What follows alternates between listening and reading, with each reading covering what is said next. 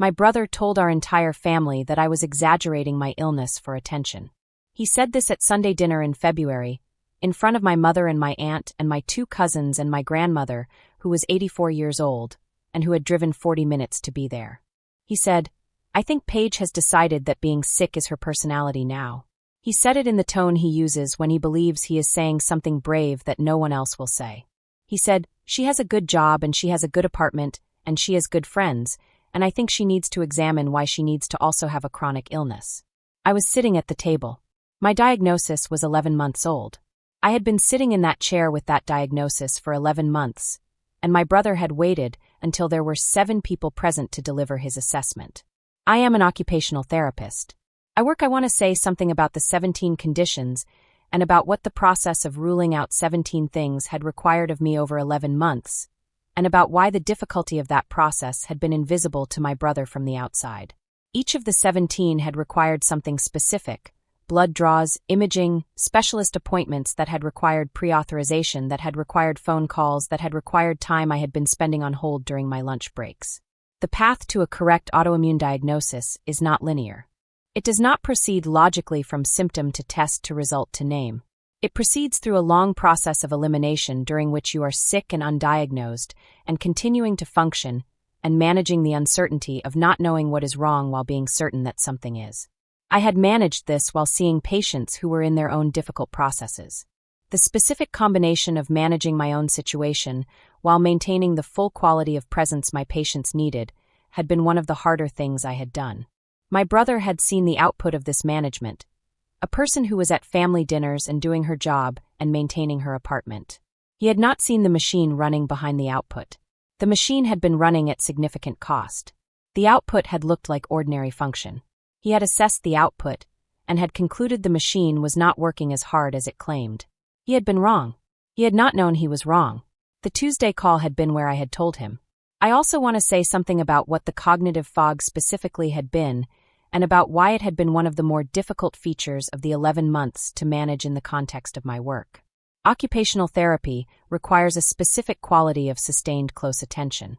You are watching the patient's movement and assessing it against your understanding of normal range and the patient's specific history.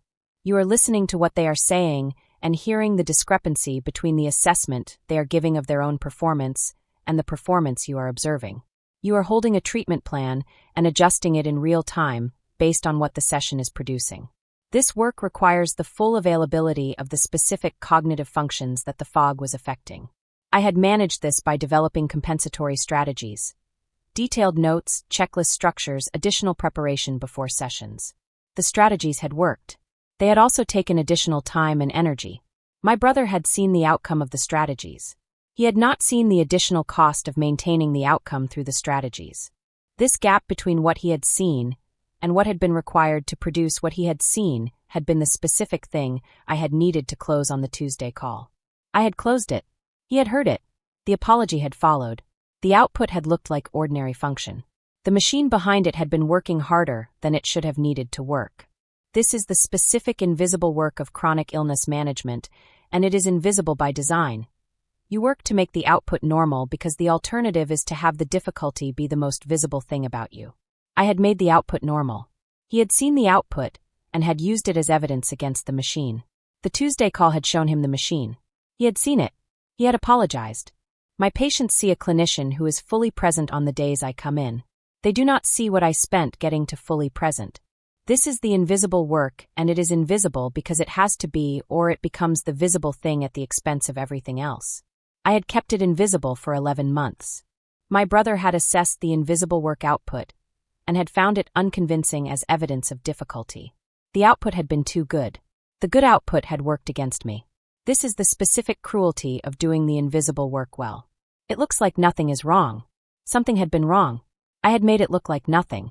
I do not regret this. It was the right approach for the work.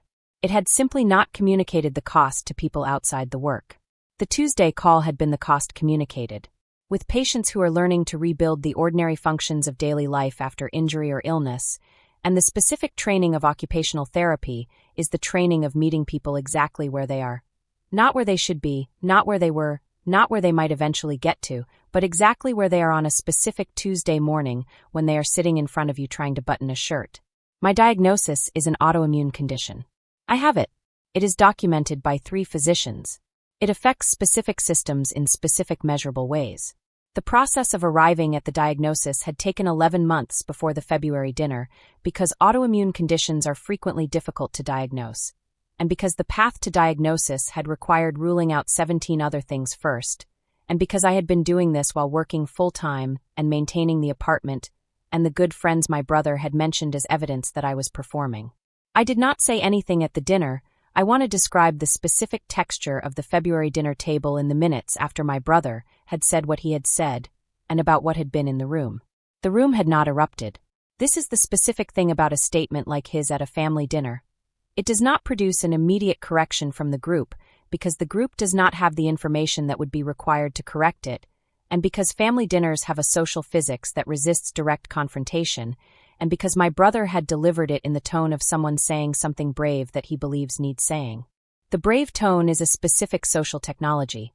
It frames the statement as a service rather than as an attack and makes correction of the statement feel like correction of the bravery. My mother had been quiet. My aunt had been quiet. My cousins had looked at their plates. My grandmother had looked at me. I had looked back. I had made the decision not to respond in real time, and I had made it the way I make clinical decisions. What is the intervention most likely to produce a useful outcome? The answer in a room of 7 people at a family dinner was, not this one. Not this room. Not this moment. The moment would come. I had known it would come. I had made a note of what I would say when it arrived. I had returned to my dinner. My grandmother had continued to look at me for a moment longer before she had also returned to her dinner. Something had been established in that look that had not required words and had not needed them. I also want to say something about the specific communication style my brother had been using when he had said what he had said, and about why that style had been harder to address at the dinner table than a direct accusation would have been. The brave tone is harder to address than a direct accusation because it has a built-in defense. If you correct the statement, you are attacking the bravery. If you do not correct it, the statement stands. The dinner table had not had the space for the kind of correction the statement deserved. The correction that the statement deserved had required time and information. I had waited. The time and the information had arrived on the Tuesday call. I had used them. The correction that had been impossible in the dinner table context had been possible in the one-on-one phone call context. I had waited for the right context. The right context had arrived. I had not let it pass. The waiting had been the right choice. The 6 months had not been avoidance. They had been preparation. The call had been the prepared conversation. It had produced an apology. The apology had been real. The waiting had been worth it. He had said something at the table that had not been supported by adequate information. He had said it as though it were brave when it had been uninformed. The difference between bravery and wrongness is precisely the information you have when you say the thing. He had not had the information. I had given him the information on the Tuesday call. The brave thing, properly informed, would have been the apology. He had given me the apology. That had taken more information and more courage than the February dinner had. The dinner had continued after the look between my grandmother and me. The room had moved on. I had moved on with it. This is the other thing occupational therapy teaches you. The session does not have to resolve every issue in the moment. The session does what it can, and the work continues. The dinner had done what it could. The look between my grandmother and me had been what it could do. The Thursday call and the Saturday coffee had been what came next. The Tuesday call had been the continuation. Each had been a session. Each had done what it could. The work had continued. The work continues. I am still in the sessions. Each one does what it can. The dinner table had produced the look. The look had been enough for that evening. My grandmother and I had known what the look had contained. The table had not needed anything more from it that night. The Thursday morning call had been the beginning of the more. The Saturday coffee had been the more. Each thing in its right place. The look, then the call, then the coffee. The right sequence. She had known the right sequence. She is 85. She has seen many sequences. She knows which ones work. Table. I had learned in my clinical work and in my personal life that there are moments when the decision to not respond is not passivity, but is instead the specific choice to wait for the moment that will actually produce change rather than the moment that will only produce a louder version of the existing argument. My grandmother had looked at me from across the table in a way that I have thought about many times since. She had not said anything. She had looked at me. I had looked back at her. Something had passed between us that had not required words. 6 months after the Sunday dinner, I want to say something about what the Tuesday call had felt like in the specific physical sense of receiving a request from someone who has been wrong about something important and who has not acknowledged the wrong before asking for something new. I had been in my kitchen in Portland when he had called. I had looked at his name on my phone for a moment before answering. I had answered because not answering would have been its own statement, and the statement I had wanted to make was different. I had wanted to have the conversation. He had said hello and had moved quickly to the financial situation the way people move quickly past things they are not ready to address. He had spoken for 4 minutes before I had said anything. I had let him speak the 4 minutes because I had needed to understand what I was dealing with. Was this a person who was going to acknowledge the February dinner and had not gotten there yet, or was this a person who had concluded that the February dinner was not relevant to the current request? By the end of the 4 minutes I had had my answer. The February dinner was not going to be acknowledged unless I raised it. I had raised it. This had been the correct decision. The conversation that had followed had been necessary and had said the things that the February dinner had not had the space to say. 6 months later, in a kitchen in Portland, on the phone with my brother, the moment had arrived. I also want to say something about the specific quality of the silence on the other end of the phone after I had told him about the 4 things, and about what I had understood from that silence. He had been quiet for long enough that I had wondered whether the call had dropped. Then I had heard him exhale. This is the specific sound of a person receiving information that is changing something in their understanding. The exhale that follows the arrival of a thing that had not been there before. He had not known about the wrist pain at 4 a.m. He had not known about the 17 conditions. He had not known about the lunch break phone calls on hold for pre-authorizations. He had formed his assessment from the information he had, and the information he had been insufficient. I am not saying that insufficient information excuses the February dinner. It does not.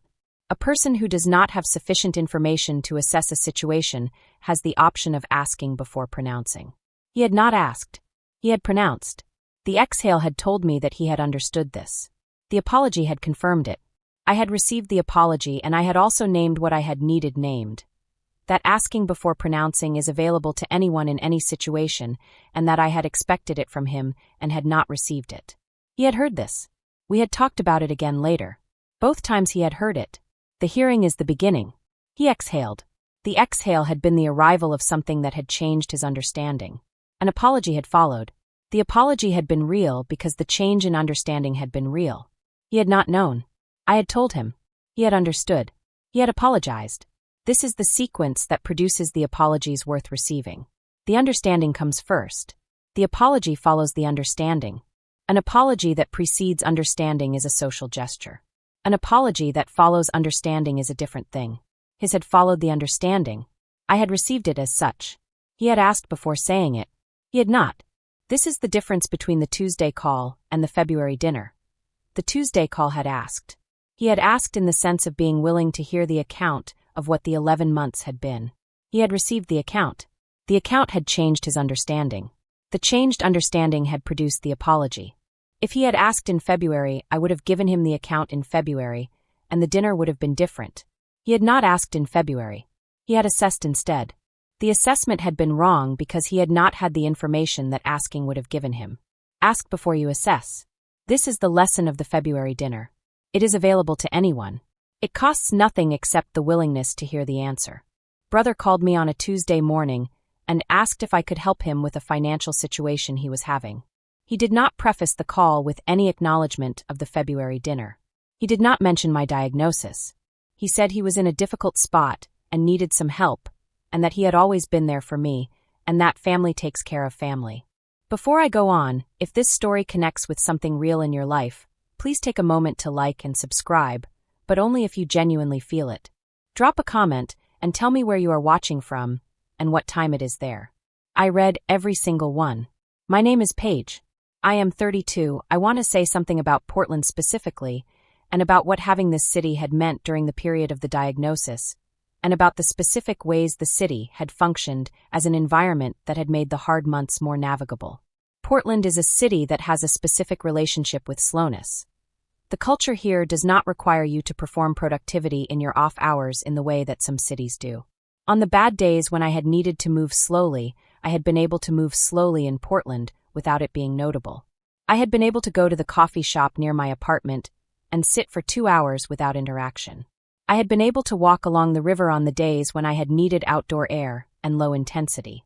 The city had a quality of permitting the person in it to be exactly as they are on a given day. This had been what I had needed, not the performing of health, but the permission to move through the city at the pace the day allowed. My apartment in Portland had been the specific controlled environment where I had been able to be sick without managing how the sickness was received. Outside of the apartment, I had been managing the reception. Inside it, I had not needed to. The city around it had been generous enough with its pace that the outside had also been manageable. I had needed both. Portland had given me both. The river walk on the bad days is something I still do. I also want to say something about the specific relationship between Portland and the autoimmune diagnosis, and about what the city had also given me in terms of clinical resources. Portland has a significant concentration of autoimmune specialists relative to its size, and I had benefited from this in a practical way. The fourth physician who had recognized the pattern had been a rheumatologist at a clinic in the Pearl District who had seen enough cases of the specific condition to recognize it in its atypical presentation. She had been precise and unhurried in a way that had been different from the 3 physicians before her. She had said, "I think I know what this is. Let me confirm it." She had confirmed it.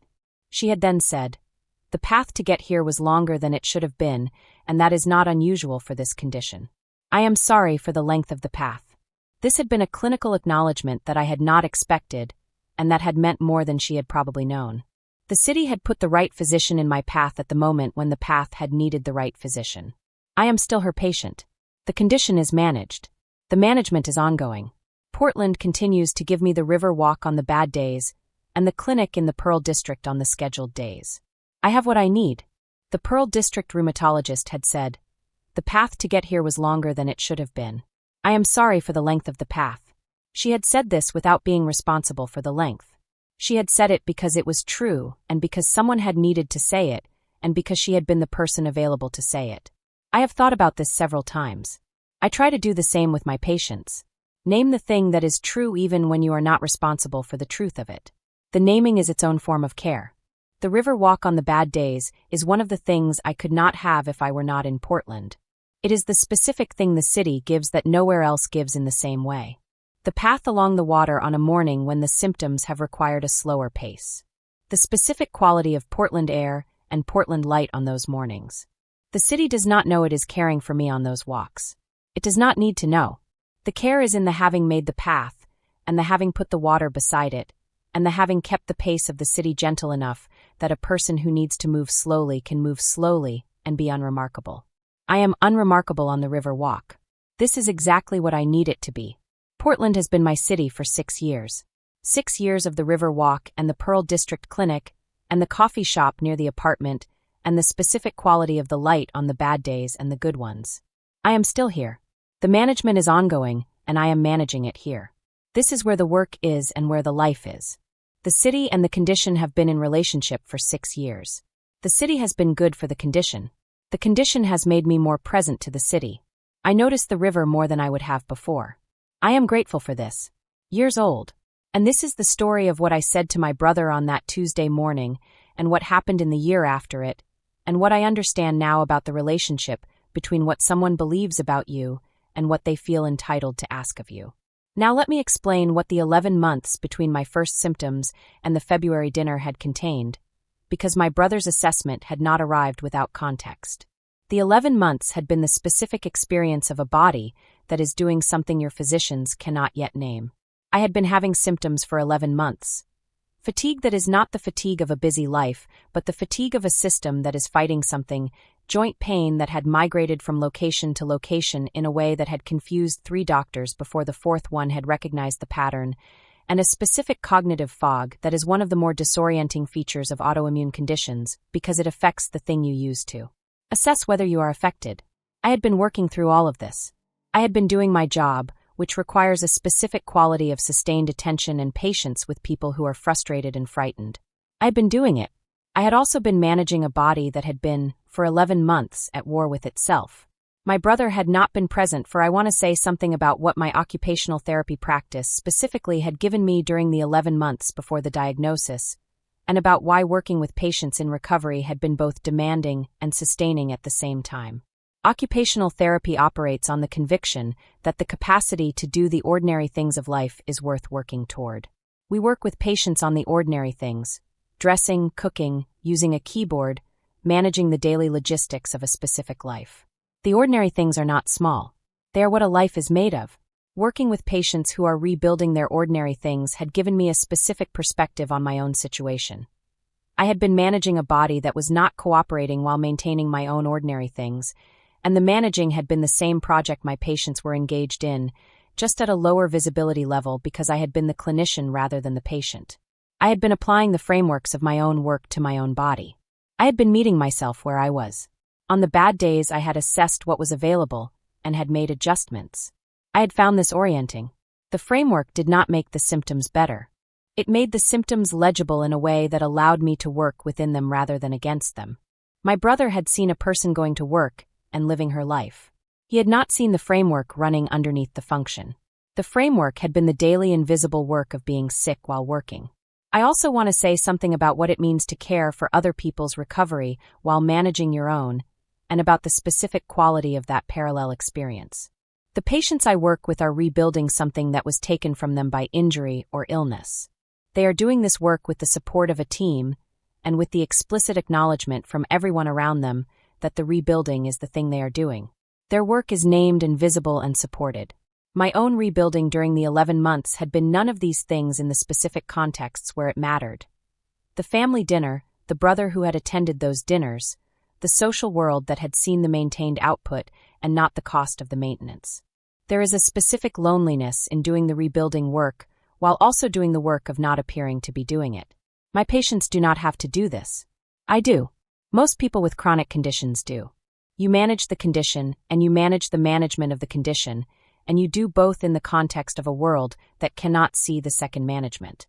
My brother had been part of that world. The Tuesday call had given him a view into the second management.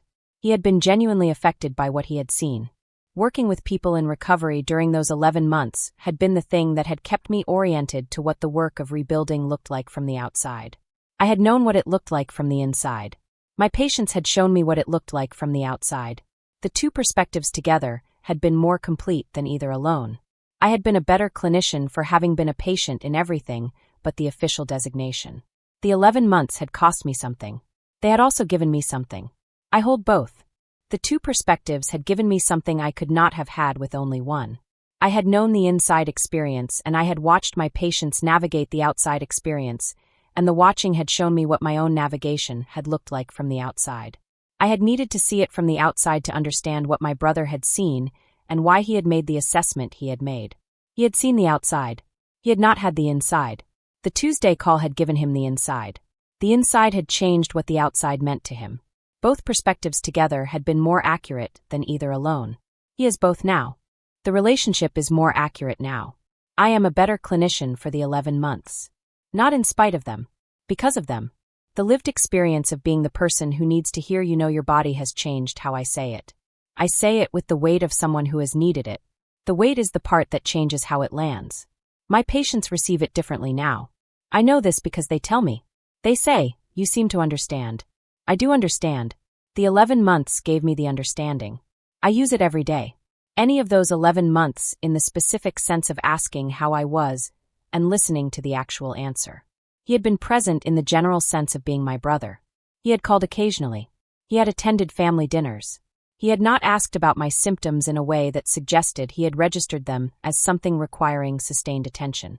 He had been a brother of his specific type, present enough to feel like family, absent enough to have formed his assessment of my situation from a distance. I want to say something before I go. I want to say something about my grandmother and about the Thursday morning phone call and about what those 11 minutes had been and why the specificity of what she had said had mattered. She had been 84 years old, and she had called at 8:45 in the morning, which was exactly when she always called when she called, because she had a specific internal clock that produced calls between 8:30 and 9. She had said, "I want you to know what I think about what he said on Sunday." She had not said, I am sure he didn't mean it that way. She had not said, he has always been difficult. She had not said any of the things that people sometimes say to soften a thing while not quite naming it. She had named it. For 11 minutes she had said what she thought about what he had said, and what she thought about him for having said it, and what she thought the rest of the family had been thinking, but had not said. Then she had said, "Come on Saturday. Bring the paperwork. I will listen." The Saturday coffee had been the most important medical appointment of the 11 months. Not because she had been able to diagnose me. Because she had been willing to receive the information accurately and to say out loud what the information told her. She had said, "I see. This is real. You are not performing anything. I have said this out loud, so you have heard it." I had heard it. I have not forgotten the hearing. The hearing is still with me. She is still with me.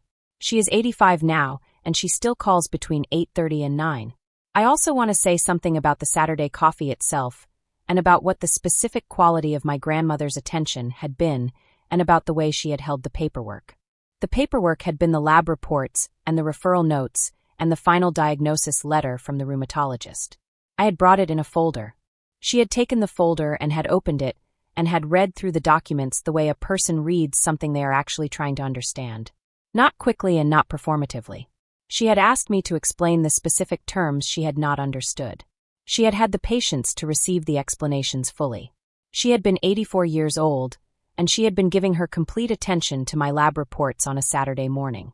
I had watched her read, and I had thought about my brother at the dinner table, and about the distance between these two responses to the same information. Same information. Different quality of attention. She had finished reading. She had closed the folder. She had held it for a moment before putting it down. The holding of the folder for that moment had been the gesture of someone treating the contents with the weight they deserved. Then she had put it on the table and had said, "I see. This is real. You are not performing anything. I have said this out loud, so you have heard it." I had heard it. She had been holding my folder and my knowing both. She closed the folder and held it for a moment before she put it down. The holding had been the gesture. The gesture had been the "I see." She had said it in words and in the holding both. I had received both. The Saturday coffee and the folder and the careful reading, and the 8:30 call on Thursday morning, and the 84 years she had spent learning how to receive people accurately. All of it had been the gift. I am still spending it. She is 85 now, and she still makes the same coffee she has been making for 60 years. I go on Saturdays when I can. We talk about the things that matter and about the things that are ordinary, and the combination of both is what the Saturday coffees are. The first Saturday coffee had been the most important one. The subsequent ones have sustained what that one started. She started something when she picked up the phone on that Thursday morning and called between 8:30 and 9. She started the conversation that had been the right conversation at the right time. I am still in it. The Saturday coffees are still in it. She is still giving me the things I need at the moments when I need them. This is who she is. I am grateful for every year I have had with her. I am grateful for every year I will have. Not about the financial conversation in detail, but about what my grandmother had done 4 days after the February dinner. She had called me on a Thursday morning and had said, "I want you to know that I heard what he said, and I want you to know what I think of it." She had then told me what she thought of it for 11 minutes without interruption, and with a specificity and a warmth that I had not expected from a woman who, in my entire life, had almost never spoken ill of anyone directly. She had said, "Some people need someone to be wrong so they can feel right." She had said, "You are not wrong." She had said, "Come for coffee on Saturday and bring the paperwork from your doctors, and you can tell me what is actually happening, and I will actually listen." I had come on Saturday. She had listened. She had asked the right questions. She had held the paperwork carefully, the way you hold something that matters, and she had said, "I see. This is real. You are not performing anything. I have said this out loud, so you have heard it. Thank you for staying until the end." I want to end with something about the instruction my grandmother had given me on the Saturday coffee, and about how I have carried it. She had said, "Do not let him make you doubt what you know." I have carried this instruction since the Saturday coffee, and I have applied it in more contexts than the one it was given for. The instruction is not about my brother specifically. It is about the general problem of having something that is real about yourself that someone in your life has decided is not real. The problem is not the other person's disbelief. The problem is the way their disbelief can travel into your own perception of yourself and change it from the inside. She had identified this precisely. She had named it. The thing about someone not believing your body is that it makes you doubt what you know. The naming had been the protection. Once you name the mechanism, you can see when it is operating. I have been able to see it operating, and to refuse to let it proceed. This is the thing I carry from the Saturday coffee more than anything else, she said. Not the I see or the this is real, though those had mattered. The instruction not to let someone else's disbelief become internal. She had given me a tool I use regularly. I am still using it. I am still grateful for it. She is 85, and she still calls at 8:30. I still answer. I will always answer. The tool is still running. I also want to end with something about what I tell patients when they are in the specific period of uncertainty that precedes a diagnosis, and about whether I have been changed by my own experience of that period. I tell them, you know your body. I tell them this in the specific contexts where it matters. When they are describing a symptom that has not been confirmed yet, when they are frustrated by a process that is taking longer than it should, when they are managing the specific difficulty of being taken seriously about something that is not yet visible on a test. I tell them, you know your body. The documentation is catching up to what your body already knows. I have always told them this. After the 11 months and the February dinner and the Saturday coffee and the Tuesday call, I tell it to them from a different position than I told it from before. I tell it from having been the person in the chair who needed to hear it. My grandmother had been the person who had said it to me in her specific form. I see. This is real. Do not doubt what you know. I have been saying versions of this to my patients for 6 years. I say it better now. The 11 months made me better at my work. The Saturday coffee made me better at my work. My grandmother made me better at my work. She is still making me better. She still calls between 8:30 and 9. I still answer. I will always answer. She still calls at 8:30. I still answer. I will always answer. The 11 months and the February dinner and the Saturday coffee and the Tuesday call and the Christmas conversation and the better from the kitchen doorway are all in the story now. The story is still going. She is still in it. He is still in it. I am still in it. The tool is still running. I know what I have. I do not doubt what I know. She told me not to. I follow the instruction. Every day. The instruction holds. I tell my patients, you know your body. I tell it from the position of someone who has been the patient in everything but the official designation. I tell it with the weight of someone who has needed to hear it and has been grateful for the hearing. My grandmother told me to not doubt what I know. I tell my patients the same thing in different words. The documentation is catching up to what your body already knows. Hold on to what you know. Do not let the uncertainty of the process make you doubt the certainty of the experience. You are the most accurate source on what is happening in your own body. Trust that source. I tell this to my patients. My grandmother told it to me. The telling passes. I am passing it.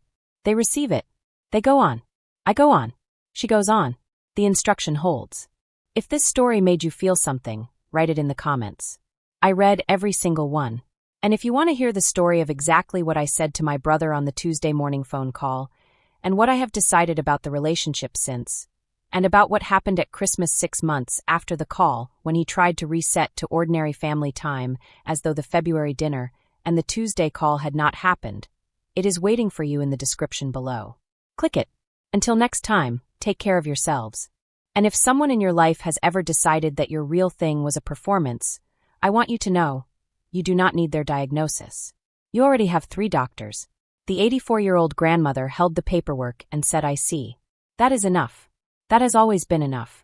I want to tell you more about what my occupational therapy work had given me as a framework for understanding what my brother had done, and about why the framework had been more useful than anger in the months that had followed. In occupational therapy, the foundational concept is the idea that function is context-dependent.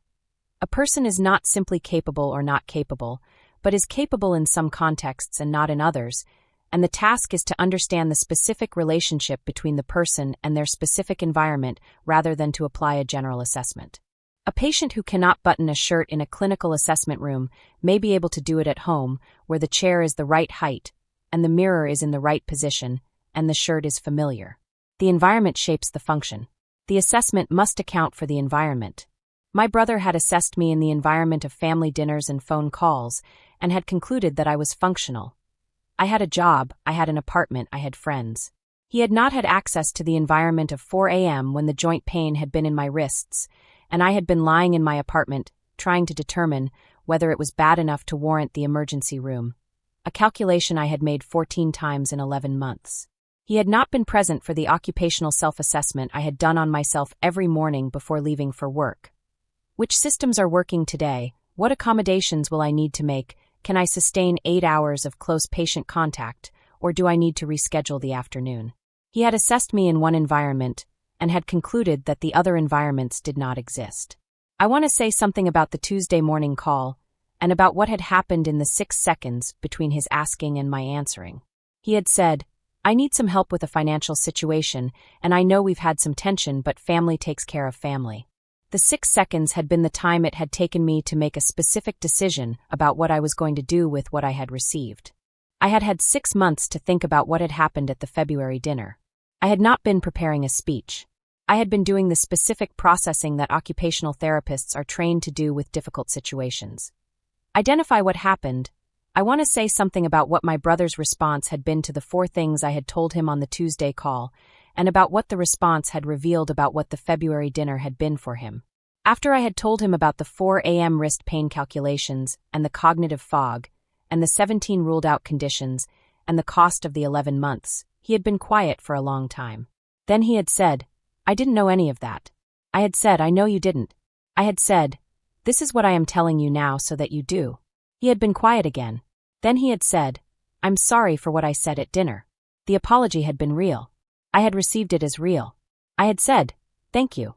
Then I had returned to the financial situation he had called about. I had said that I was not able to help at this time, and that this was not because I did not care about him.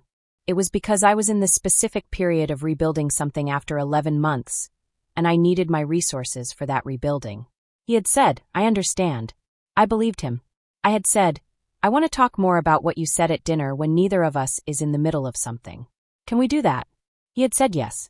We had done that 2 months later. The conversation had been hard and had been necessary and had produced something that the February dinner had damaged. We are still in the work of rebuilding it. The work is ongoing. It is the right work to be in. I also want to say something about what the relationship with my brother is now, a year after the Christmas conversation and 2 years after the February dinner, and about what I think the work that remains actually is. He is my brother. He has always been my brother in the specific, complicated way that siblings who are different from each other and who love each other are brothers and sisters, with genuine care that sometimes expresses itself in clumsy or damaging ways. The February dinner had been a clumsy and damaging expression. It had cost something. The cost is real and I hold it accurately. He has apologized. The apology has been real. An apology and a repaired trust are not the same thing.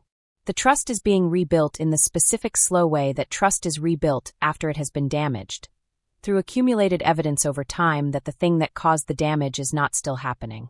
He has asked about my health since the Tuesday call in a way that asks for the real answer. He has received the real answer without judgment. This is evidence. The evidence is accumulating. I am watching it accumulate. We are not back to where we were before February. We are in a different place. I am not sure yet what the different place is. I am still finding out. He is still showing me. The finding out is ongoing. I am in it. The trust is being rebuilt. It requires time and accumulated evidence. He is providing the evidence. I am watching it accumulate. This is the only way trust is rebuilt. Through the evidence.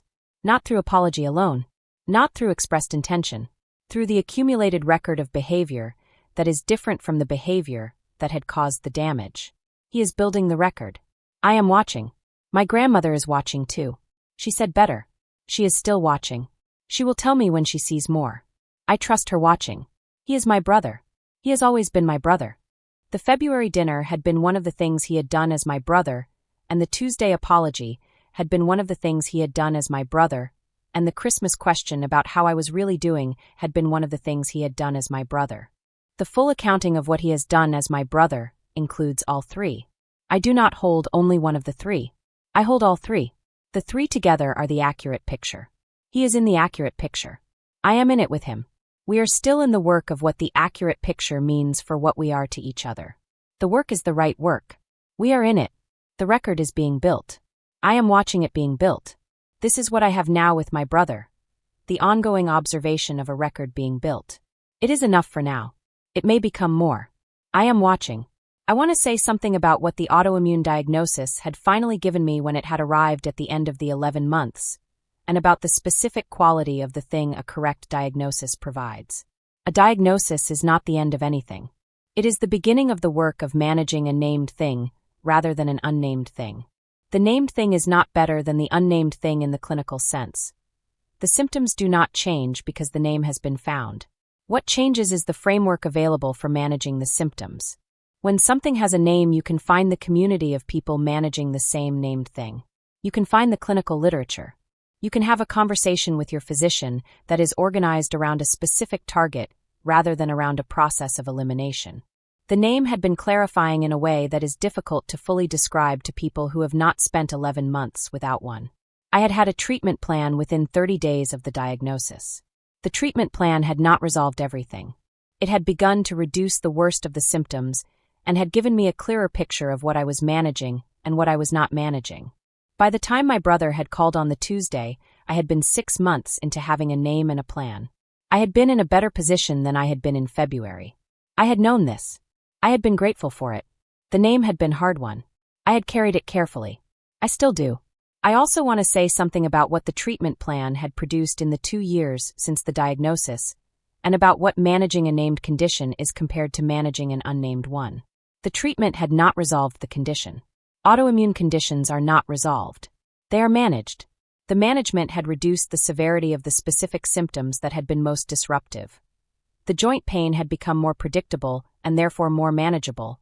The fatigue had been partially addressed through a combination of medication and specific lifestyle adjustments that my rheumatologist and I had arrived at together.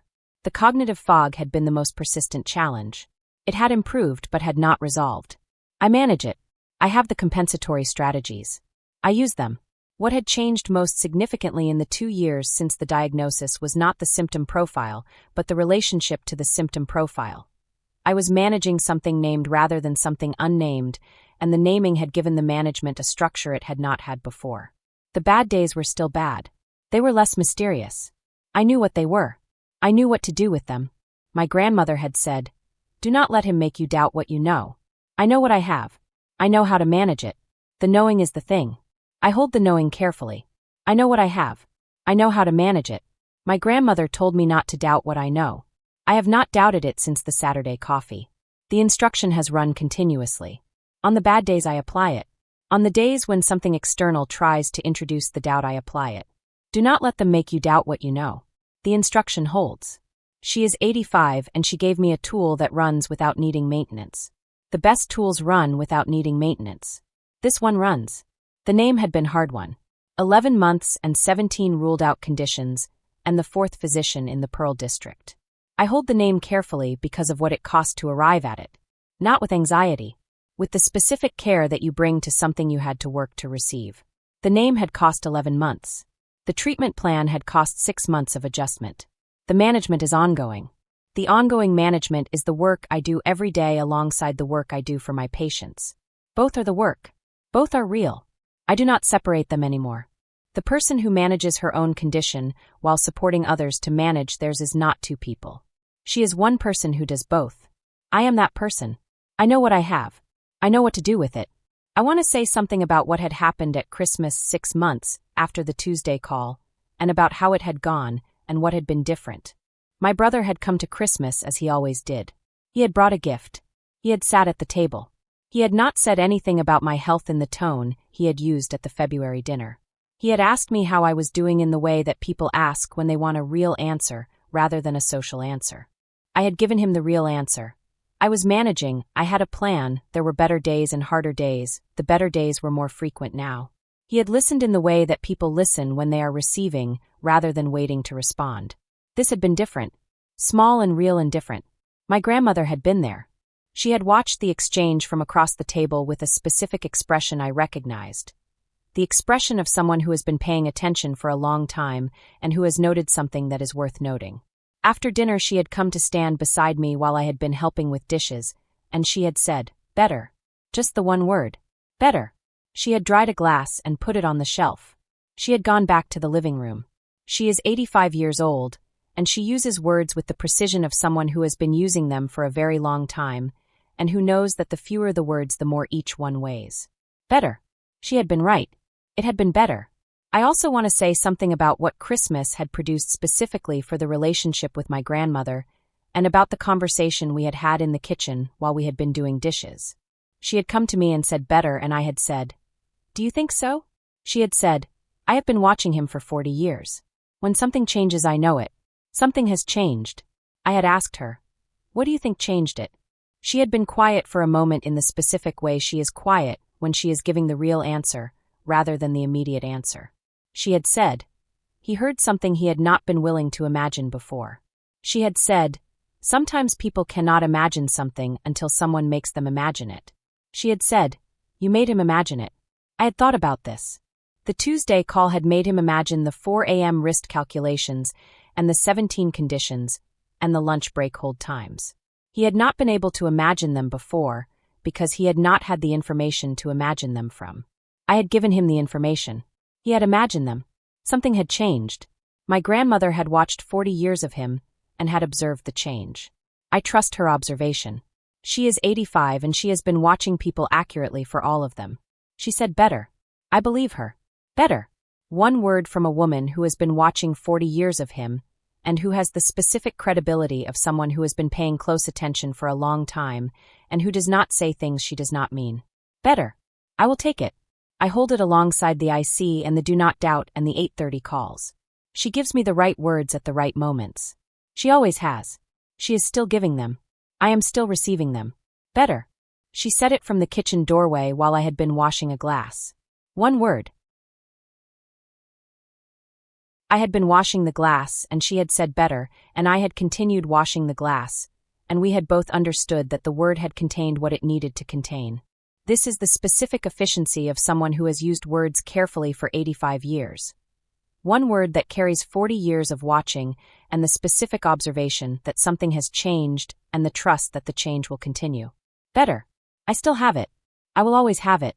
She is still giving me these things. I am still receiving them. Between 8:30 and 9. Identify what it affected. Identify what adjustment the situation requires. The adjustment it required had become clear in the 6 seconds. I had said, "I want to come back to what you're asking me, but I need to address something first. I want to talk about the February dinner." He had been quiet for a moment. I had said, "You told our family that my diagnosis was a performance. I want to tell you what the 11 months leading to that diagnosis had actually contained, because you have asked me for something today, and I think you should know who you are asking." I had told him about the 4 a.m. wrist pain calculations. I had told him about the cognitive fog. I had told him about the 17 conditions that had been ruled out before the 18th had been confirmed, and about the specific cost of ruling out 17 things while working full-time. He had been quiet for a long time after I had finished. I had said, "I understand you are in a difficult spot. I am not able to help financially. I want you to know that this is not because I do not care about you. It is because what you said in February changed something, and I am still figuring out what the changed thing means for what I can offer. I want to say something about Portland and about what having this city around me during those 11 months had given me. Portland has a specific quality that I had needed during the period of the diagnosis. The quality of a place that does not require explanation. You can be exactly who you are in Portland, and the city will find a way to accommodate it. I had needed accommodation during those 11 months. I had needed to be in an environment where I could move slowly on the bad days without it being commented on, where I could eat at a restaurant alone when I had not had the capacity for sustained social interaction, where the ordinary infrastructure of the city had been arranged in a way that reduced friction. Portland had given me this. The specific texture of that city during a hard period had been a form of care I had not fully appreciated until I had looked back on it from the other side of the diagnosis. I want to say something about my grandmother, and about what the Saturday coffee had meant, and about what I carry from it. She had been 84 years old, and she had held my paperwork carefully. She had asked me to explain what the diagnosis meant in practical terms, and I had explained it, and she had listened without offering alternative explanations or suggesting that the symptoms might be related to stress or diet or other variables that people who have not had autoimmune conditions sometimes offer when they do not know what else to say. She had listened. She had asked clarifying questions. She had said, "I see. This is real." She had then made more coffee. We had drunk the second cup, and she had told me about a period in her own 60s when she had been managing a health situation that her husband had not fully believed, and she had described the specific loneliness of that experience with a precision that told me she had thought about it many times. She had said, "The thing about someone not believing your body is that it makes you doubt what you know." She had said, "Do not let him make you doubt what you know." I had not doubted it since.